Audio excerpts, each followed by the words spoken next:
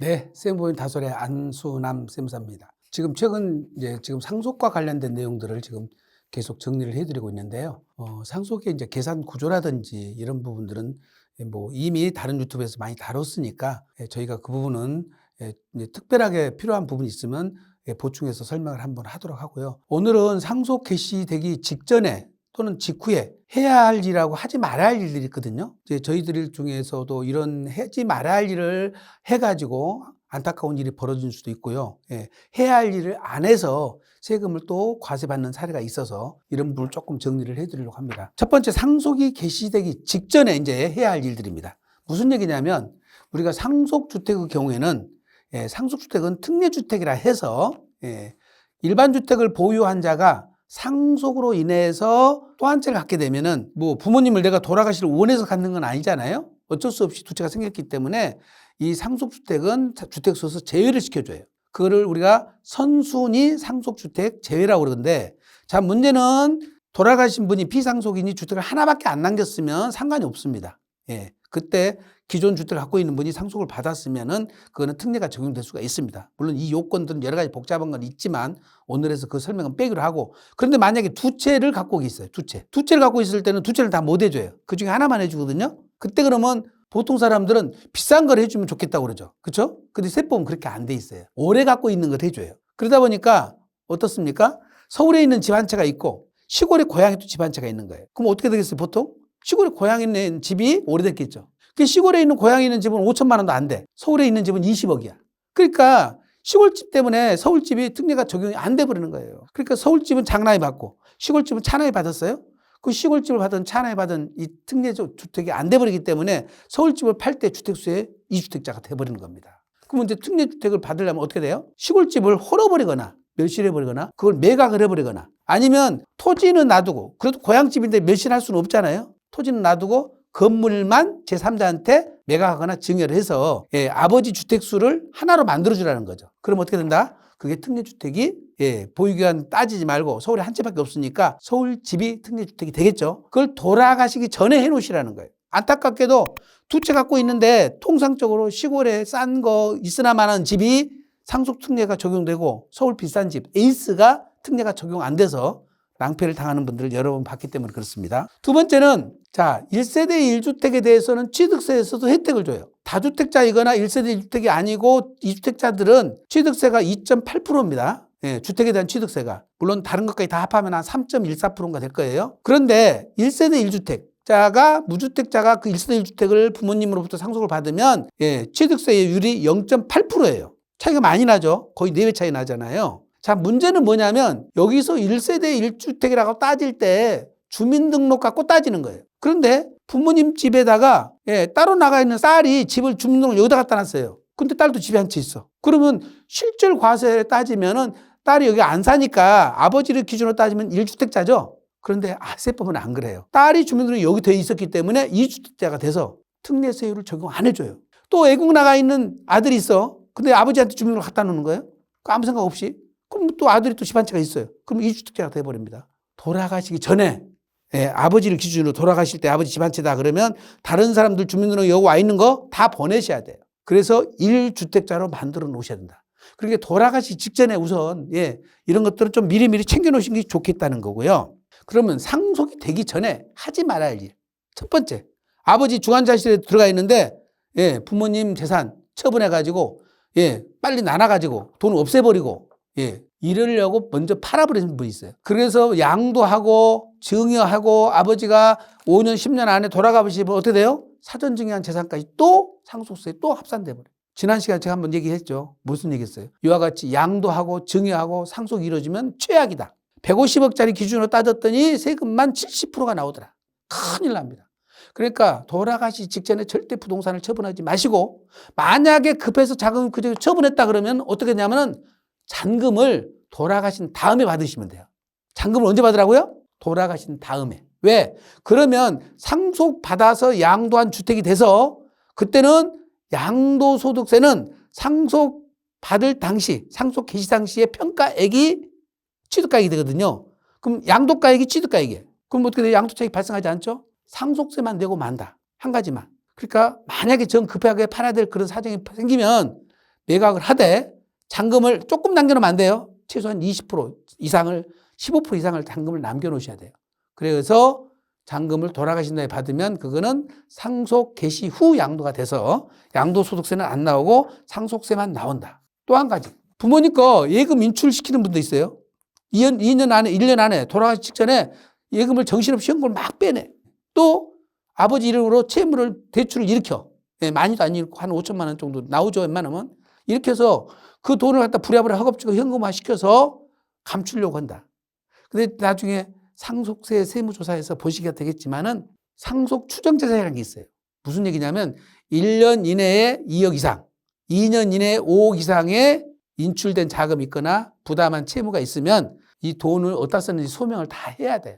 자, 요게 안 했으면은 안 넘어갔는데 금액이 그걸 갖다 합쳐지니까 2억이 넘겨버리고 5억이 넘어가는 거예요. 예, 소명 대상이 아닌데 지금 중환자실에 들어 계시는데 돈 아버지 통장에서 막 돈 꺼내거나 이런 행위를 하시면 절대 안 됩니다. 네. 또 한 가지는 자, 피상속인 치료비하고 병원비를 상속인들이 가서 또박또박 내시는 분들이 있어요. 자, 아버지가 아프니까 당연히 자식들이 간병비, 치료비 다 내야 맞죠. 자, 그런데 그 돈을 될 수 있으면 피상속인 돌아가실 아버지 자금에서 결제를 하시라는 거예요. 계좌를 신용카드를 쓰더라도 아버지 신용카드를 써서 결제를 하면 상속 재산이 줄어들잖아요. 그렇죠? 예, 그거는 물론 큰 금액은 아니니까 그렇게 뭐 중요한 일은 아닙니다만은 어쨌든 그것도 작은 돈이 아닐 테니까 예, 그런 경우 피상속인 자금을 활용해라. 상속 개시된 직후에 하지 말아야 할 일. 무슨 얘기냐면 자, 사망신고가 들어가면요. 예금 통장 다 중단돼 버립니다. 돈을 못 꺼내요. 근데 부랴부랴 쓸 돈이 있으니까 장남이 자녀들한테 다른 사람들한테 동의를 안 구하고 돈을 꺼냈어요. 그리고 자기 구자에다 우선 옮겨놨습니다. 한 1억 정도를, 2억 정도, 1억 정도를 급하게 쓰려고. 근데 문제는 상속인들이 다 문제 안 삼으면 아무 문제가 없어요. 자, 근데 상속인들 중에 작은 아들이 죽었어. 그리고 며느리만 지금 재혼을 안 하고 남아있어. 그러면 이 며느리는 어떻게 되죠? 대습 상속권이 있어요. 근데 자녀가 없어. 그러면 이 작은 며느리가 며느리 역할 제대로 했겠어요? 제대로 안 했을 거예요. 그러니까 유언장 남기면서 작은 며느리 건 빼버렸단 말이에요. 그럼 어떻게 됩니까? 이제 갈등이 생기죠. 유류분 청구소송이 들어가죠. 자, 그럴 때, 자, 시아버지가, 시아주버니가 돈을 빼냈다는 거죠. 임의로. 그리고 자기 통장으로 옮겨놨다는 거지. 자, 이것이 정확하게 제가 모르겠지만 형법상 이것이 아마 횡령죄에 해당이 되나 봐요. 임의로 뺐기 때문에. 돌아가신 다음에 권한을 갖추지 않은 상속인이 임의로 자금을 인출했다 해가지고 횡령 문제가 발생하니까 예, 물론 아무 집안에 문제가 없는 집안에서는 상황이 없는 일인데 이와 같이 상속인 중에 갈등이 생길 수 있는 상황에서는 절대 돈을 먼저 인출하면 안 됩니다. 또 마찬가지예요. 상속이 돌아가신 다음에 증여등기를 하신 분들이 있습니다.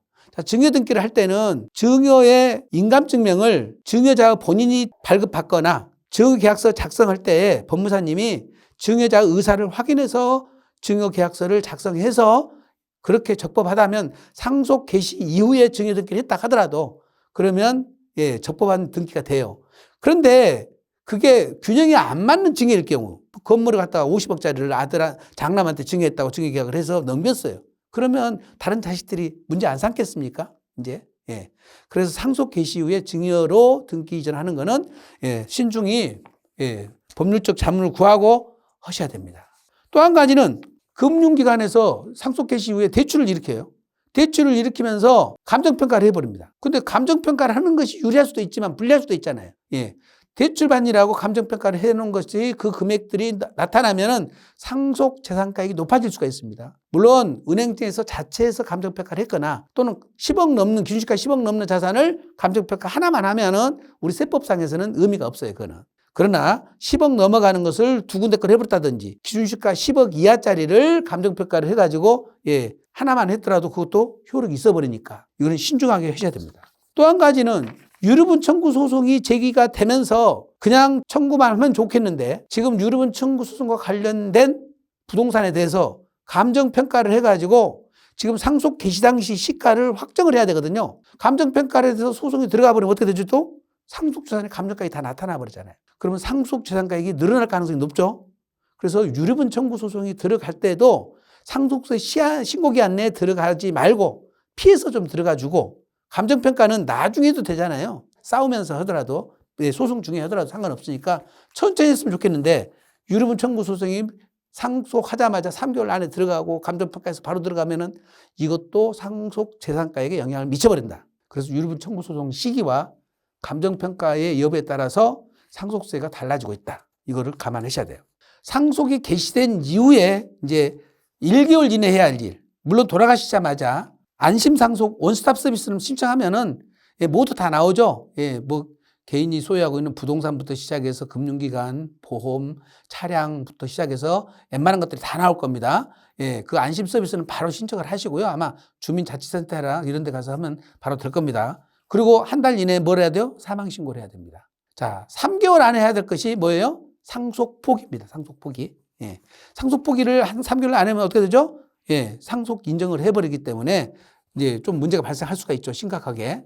그 다음에 이제 한정승인은 아마 그거는 이제 변호사님들하고 상의를 해서 상속포기하고 한정승인은 좀 차이가 있는 것 같은데요. 저도 정확한 건 모르니까 변호사님들하고 한번 상의를 해보시기 바랍니다. 부채가 상속재산보다 더 많을 경우, 나는 많다고 느껴질 때 한정승인 받겠다고 그러면은 한정승인으로 처리가 됩니다. 부채가 더 많을 때는 안 받고, 상속이 더 많을 때는, 부채보다 많을 때는 내가 상속 받겠다는 의사표시겠죠? 자, 6개월 이내에 해야 할 게 뭐예요?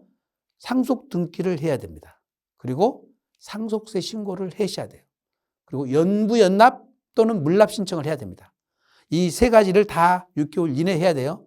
물론 비거주자에 대해서는 3개월 더 연장해서 9개월까지를 해줄 수 있습니다. 자, 상속세 신고 기한이 끝나면 그때 결정기한이라는 게 있어요.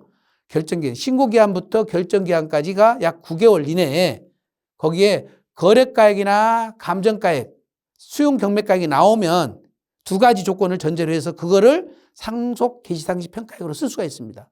뭐냐? 가격 변동이 없었다는 것과 그 다음에 재산평가심의위원회를 거쳐서 승인을 받았으면은 그 금액도 상속 개시상시 평가액으로는 쓸 수 있다. 따라서 이 금액이 드러나면은 기왕에 신고했던 상속세를 수정신고해야 할지도 모르니까 그걸 체크를 좀 해보셔야 됩니다. 자, 여기까지가 상속세, 상속 개시가 이루어졌을 때 상속 개시 전에 하지 말아야 할 거, 상속 개시 후에 해야 될 거, 그 다음에 1개월 내에, 3개월 내에, 6개월 내에, 그 다음에 15개월 내에 우리 상속인들이 해야 할 일들을 정리를 해봤습니다. 이번 시간에는 우리가 상속재산, 누가 상속재산을, 누가 상속받는 것이 유리하고 또 상속재산을 평가할 때 어떻게 평가하는 것이 결과적으로 상속세와 또 팔대 양도세에 유리한지 이 부분하고 그 다음에 상속재산을 언제 처분하는 것이 좋은지 이 세 가지를 놓고 한번 좀 정리를 해보겠습니다. 이게 다 상속세와 양도소득세하고 연결되어 있기 때문에 요거를 잘 조합을 잘 짜 맞춰야만이 절세 측면이 나오니까 물론 전문가들하고 상담을 받아서 결정을 내리셔야 되겠지만은 우선 세금 절세 측면에서는 조금 이 부분을 참고로 좀 알아두신 다음에 결정하시면 좋을 것 같습니다. 우선 어느 재산을 상속받을까? 자산 종류별로 좀 다릅니다. 우선 주택일 경우에 주택이면은 자, 비과세 대상이 되는 동일 세대인이 받는 것이 가장 좋습니다. 즉 아버지가 돌아가셨어요. 집이 한 채인데 그럼 어머니가 상속받으신 게 제일 좋다는 거죠. 한 집에 살았을 때니까. 또는 그 자녀가 만약에 모시고 살았다면 동거주택 상속공제도 받을 수 있으니까 무주택자인 자녀가 받는 것이 가장 좋습니다. 그래서 그때는 비과세도 되면서 주택상속공제도 또 추가로 되기 때문에 6억까지 되죠. 가장 상속세를 줄이면서 양도소득세를 줄일 수 있는 거겠죠. 그 다음에는 별도 세대지만은 무주택자가 받는 게 좋죠. 주택은 이미 집에 한 채 두 채 있는 사람들은 이 상속주택 받는 것은 상속주택 자체가 비과세 될 가능성이 없기 때문에 무주택자가 받아서 양도 후에 세금을 절세하는 것이 가장 좋겠습니다. 그러면 자, 무주택자도 결정됐어. 이미 없어. 집이 다 주택이 있어가지고 안 된다고 치면은 1주택자보다 2주택자나 3주택자 받으면 어떻게 됩니까? 종합부동산세가 중과세 될 수가 있어요. 3주택 이상부터 되니까 종합부동산세를 고려해서 받으셔야 돼요. 그리고 아까 설명이 상속주택이 두 채 있을 때는 어떻게 한다고 그랬어요? 그 중에 하나만 특례를 준다고 그랬어요. 어떤 주택을? 선순위 상속주택. 선순위 상속주택은 어떻게 됐어요? 보유기간이 긴 사람. 자, 그러니까 어떻게 돼요? 1주택자가 선순위 상속주택을 갖고 가도 그때는 1주택은 그대로 비과세 받을 수 있는 거죠. 근데 2주택자가 갖고 가면 혜택이 없죠. 그 2주택자 가져갈 필요가 없죠. 그러면. 그래서 비과세 요건이 충족해서 일반 주택을 양도하시는 분이 비과세 받을 수 있는 사람이 선순위 상속주택을 가져가고, 그 다음에 후순위 상속주택은 특혜가 없으니까 무주택자나 이주택자가 상속을 받는 것이 유리하겠죠.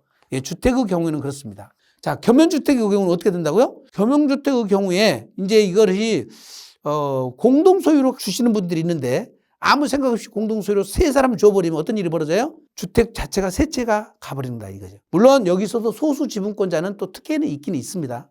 어쨌든 이런 경우에 겸용주택과 상가와 주택이 공동으로 돼 있을 때는 구분 등기를 해서 주택만 단독으로 한 사람이 받고 상가는 다른 공동으로 받더라도 상관이 없으니까 이렇게 구분 등기를 해서 상속 등기를 이행하는 것이 좋겠다. 이거는 참고로 알아두시고요.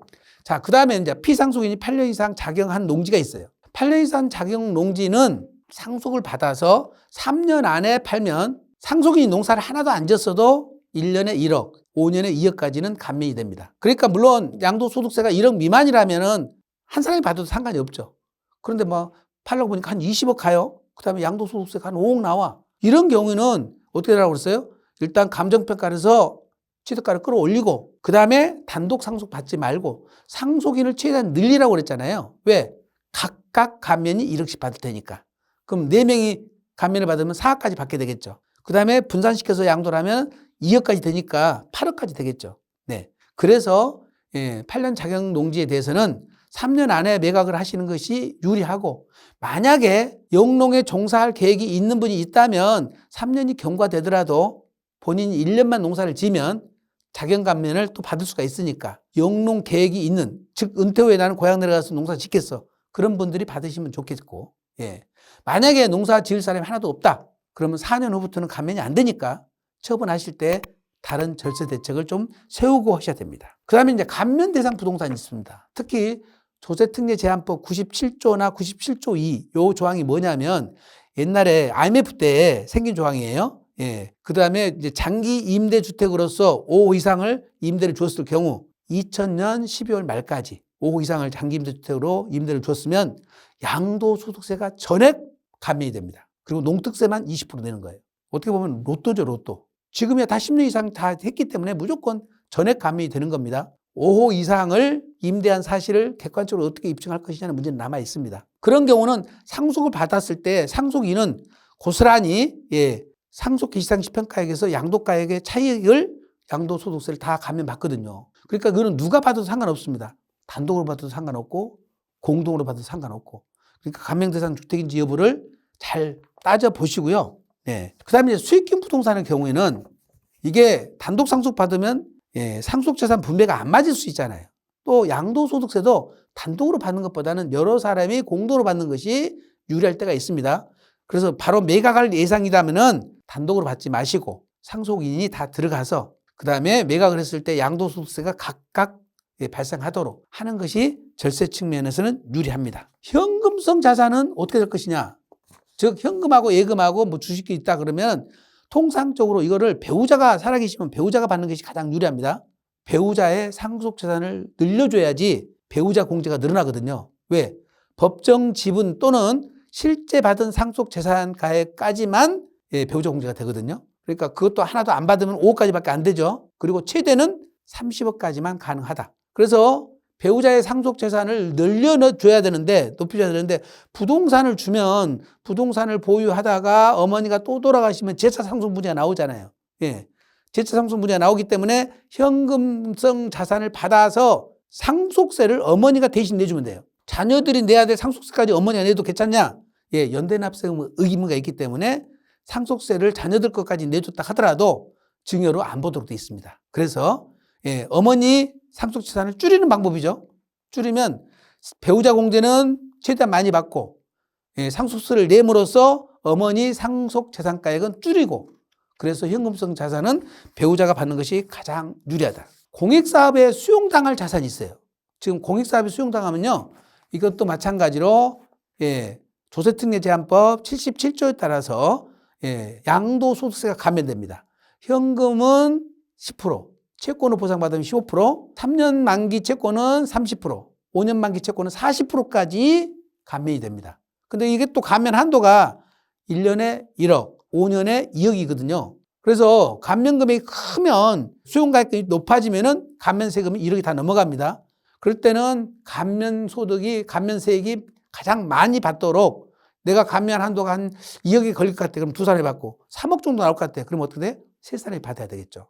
또 어떤 경우는 올해는 협의 양도를 하고 내년 거 하나는 한 필지는 수용제기로 가고 이렇게 해서 시차를 나누는 방법도 있고 그렇습니다. 이거는 이제 전문가님들하고 조금 상의를 받아서 하시고요. 다음은 상속재산을 얼마로 평가하는 것이 유리할까? 자, 상속세는 낮게 평가하는 것이 유리해요. 근데 양도소득세는 상속재산가액을 높이 평가하는 것이 유리해요. 이게 조화로워야 되죠. 자, 상속세가 미달된다. 즉 배우자가 계셔서 어차피 15억까지는 상속세가 안 나오더라. 그럼 어떻습니까? 무조건 감정평가를 해서 상속재산가액을 끌어올려놔야 돼. 그래야 나중에 팔 때 취득가액이 높아져서 양도세가 줄어드는 거죠. 그렇죠? 대신 비과세나 감면되는 자산은 어떻습니까? 상속세가 나오긴 나오는데 비과세나 감면되면은 지금 어차피 저가로 평가되더라도 양도 차익에 대해서 세금이 안 나오거나 감면돼 버리기 때문에 굳이 감정평가를 하거나 높이 평가해서 상속세를 많이 낼 필요는 없겠죠. 비과세 대상이나 감면 대상 자산들은 기준시가로 그냥 상속세를 신고를 하고 양도소득세는 비과세 받거나 감면받아서 혜택을 받아서 해결하면 되겠습니다. 일반 부동산은 이제 어떻게 했어요? 일반 부동산은 시뮬레이션을 돌려봐야 돼요. 내가 언제 팔 것인지를 따져보시고 어차피 6개월 내에 팔아야 될 것 같다. 그럼 굳이 감정평가는 필요 없습니다. 왜? 양도가액이 취득가액이 되고 결국은 양도 차익이 발생하지 않아서 양도소득세가 안 나오기 때문에 그렇습니다. 그러면 내가 차라리 상속세는 조금 내더라도 양도세는 한 푼도 안 먹는 게 좋겠다 싶으면 6개월 내에 양도를 해버리고 그래서 거래가액으로 평가를 해주는 거죠. 그 대신 거래가액으로 하는 것이 상속세는 불리겠다 싶으면은 자, 기준시가로 상속을 받고 양도는 양도가액으로 해서 양도소득세를 부담하는데 대신 상속인을 여러 사람으로 했더니 오히려 그게 절세가 되더라. 이거는 시뮬레이션으로 돌려봐야 돼요. 돌려서 지금 그러면 기준시가로 받는 것이 나은지 감정평가를 해서 중간값으로 상속을 받는 것이 나은지 요거를 해서 상속세와 양도소득세를 비교해서 이거는 판단을 해야 할 일이라서 한번 해봐야 됩니다. 자, 이제 그 다음에 꼬마 빌딩 관련해서는 저희가 지난 영상에다가 제가 말씀을 드려놨죠. 뭐라고 그랬어요? 무조건 보충적 평가 방법으로 신고를 해둔다. 그리고 국세청에서 감정평가를 해서 상속세를 추징을 하면 그때 불복을 하고 소송 제기를 해서 지금 우리가 소송 제기해서 고등법원까지 국가가 패소했다고 그랬죠. 대법원의 계류 중에 있지만 저희들이 보기에는 국가가 패소할 가능성이 제가 보기에는 판단을 더 패소할 가능성이 높다고 보여지니까 어쨌든 그거는 가산세가 없다고 그랬잖아요. 대신 신고불성시 가산세나 납부불성시 가산세가 전혀 없으니까 굳이 내 돈 들여서 내가 감정평가를 하고 들어갈 필요는 없다. 내가 내 돈 들여서 감정평가를 해서 신고기한에 들어가 버리면 어떻게 된다고 그랬어요? 소송을 못 한다고 그랬어요. 싸울 수가 없어요. 그래서 감정평가를 하지 말라는 뜻이었는데 지금도 어느 분들은 아유 국세청하고 싸우기 싫다. 그냥 나는 세금 내겠습니다 하시는 분들은 그냥 감정평가해서 들어가시는 것이 또 괜찮은 방법이세요. 왜냐하면 내가 감정평가를 하면은 국세청보다는 좀 더 낫게 하니까. 그리고 나는 어차피 이대로 해서 내가 팔 계획이 있다. 양도를 해야 되겠다. 그러면 다투기 싫으시면 그렇게 하시면 상속세는 더 내더라도 양도세가 줄어들으니까 그거는 그렇게 결론을 내리더라도 상관없을 것 같습니다. 대신 전문가하고 상담을 한번 받아보시고 하시고요. 아파트 같은 경우는 이제 공동주택이지만은 매매 사례가를 적용할 수가 있어요. 자, 상속 개시일로부터 6개월 전 거, 상속 개시일 후 6개월 후 거까지가 있는데 매매 사례가액은 상속 개시 전 6개월로부터 상속 후는 신고 기한 것까지만 갖다 쓸 수가 있어요. 그러니까 신고를 빨리 하시는 게 좋습니다. 상속세 신고를. 그 대신 지금 아파트 가격이 하락 추세에 있다. 그럼 빨리 할 필요는 없죠. 점점 떨어지고 있는 추세니까. 오히려 낮아질 테니까. 그 매매 사례가가 앞에 것이 있는데 뒤에는 없어. 근데 너무 높아. 지금 시세보다 떨어졌어. 그러면 지금 신고할 때에 차라리 감정평가를 받아서 이 매매 사례가액보다 낮게 감정평가를 받으면 감정평가가 우선이거든요. 매매 사례가액보다. 그럴 때는 감정평가를 받아버리는 거예요. 그 대신 신고를 하고 매매 사례가가 기준시가로 신고를 한 거예요. 개별주택 공시가액으로. 그리고 매매 사례가가 없다고 생각을 했는데 나중에 2달 뒤에 가서 보니까 신고 직전에 매매한 거래가액이 매매 사례가가 있어요. 그럴 때는 어떻게 돼요? 신고 기한 안에 우리가 다시 감정평가를 받아버리면 그 감정평가액이 상속개시상시 평가액이 됩니다. 즉 매매 사례가액보다 항상 감정평가액이 우선이에요. 예, 우선이니까 그 매매 사례가액과 감정평가를 잘 조화롭게 활용을 하시면 될 것 같습니다. 자, 상속재산 중에서 중과세 대상 자산이 있을 수 있습니다. 중과세 대상 자산이라 하면 지금 비사무 토지가 있고 다주택자 중과세가 있는데 다주택자는 지금 유예 규정을 적용하니까 지금은 중과세를 안 받고 있죠. 대신 비사무 토지에 해당되는 토지는 중과세가 돼서 양도소득세가 오히려 높게 나올 수가 있습니다. 45% 플러스 10%를 더하니까 55%가 되죠. 지방소득세까지 따지면 어떻게 됩니까? 60.5%가 되잖아요. 상속세는 50% 구간인데 요거는 60.5%까지 될 수가 있기 때문에 이 경우는 오히려 감정평가를 해서 취득가를 끌어올리는 것이 더 유리할 겁니다. 그래서 그런 경우는 또 다시 한번 비교를 해보셔야 돼요. 자, 상속받은 재산은 언제 처분해야 될까요? 자, 아까 말씀드린 대로 6개월 안에 처분해서 거래가액이 나오면 그 양도가액이 상속개시상시 평가액이 되고 그 상속개시상시 평가액이 취득가액이 돼서 양도 차익은 발생하지 않는다고 그랬죠? 대신 양도가액이 기준시가보다는 높을 테니까 감정평가액보다는 높을 테니까 상속세는 많이 나오겠죠. 그렇죠? 네.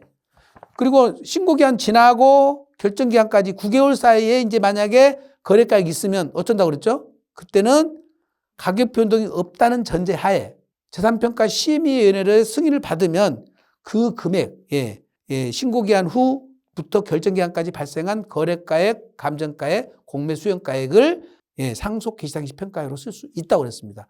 이런 것이 나오면 기왕에 신고해놨던 상속세에서 수정신고를 해줘야 되겠죠. 네, 수정신고를 해줘야 됩니다. 그 다음에 또 비과세요건을 충족한 경우, 동일 세대로부터 상속을 받았는데 어차피 비과세요건을 충족했다면 언제 팔아도 비과세니까 그때는 우리가 통상적으로 기준시가로 신고를 하더라도 큰 문제는 없을 것 같습니다. 그래서 보신 것처럼 상속재산을 누가 받냐에 따라서 재산 종류별로 세금 차이가 나고요. 그 다음에 상속개시상시 평가를 기준시가로 할 것인지 감정가액으로 할 것인지 거래가액으로 할 것인지에 따라서 상속세와 양도소득세가 또 달라지고 그 다음에 언제 처분하냐에 따라서 상속세, 양도세가 또 달라지니까 이걸 선택할 때는 전문가들하고 꼭 사전에 상담을 받으시고 의사결정을 하시는 것이 전국체적으로 절세할 수 있는 길이 아닌가 이렇게 생각이 듭니다. 짧은 시간이지만 상속재산을 누가 받을 것인지 그 다음에 어떻게 평가할 것인지 언제 처분할 것인지 이 세 가지 주제에 대해서 설명을 드렸습니다. 경청해 주셔서 감사합니다.